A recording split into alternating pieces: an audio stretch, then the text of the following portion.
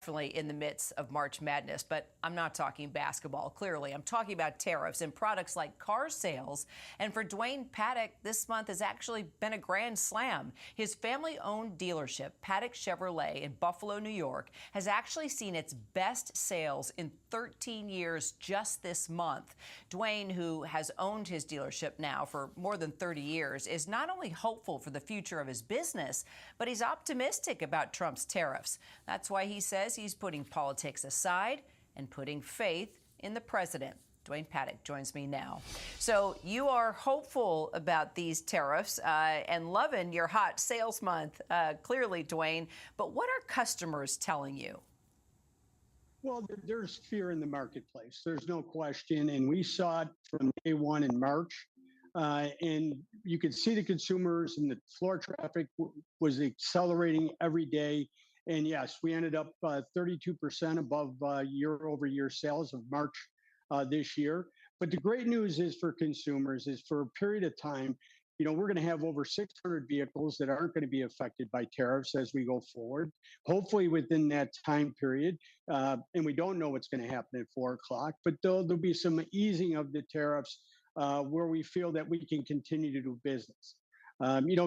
Automobile dealers are resilient. We're out here to service consumers, and the last thing we want to do is charge them more for an automobile.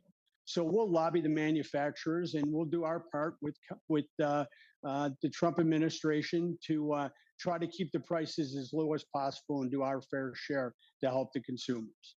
That was actually my follow-up question, because I was reading that some dealers are choosing to hike prices. You've explained what you are going to do. Tell me why you're taking that approach. Well, let's go back to COVID for a second. I never charged a penny over sticker for any vehicle that I've sold during that period. My position is that we're here to take care of consumers. I'm not looking to overcharge them for product just because the opportunity is there. And I want my consumers to know that I'm going to treat them fair today, and I'm going to treat them fair when maybe I could increase my prices. So we're in this business for the long term. And we want our customers to know they can have faith when purchasing a vehicle from Paddock Chevrolet that they're going to be taken care of on price every day, regardless of what's going on in the world.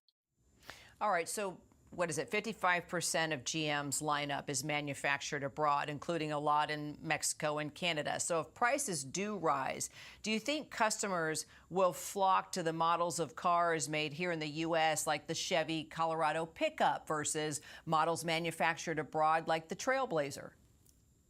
It's funny you mentioned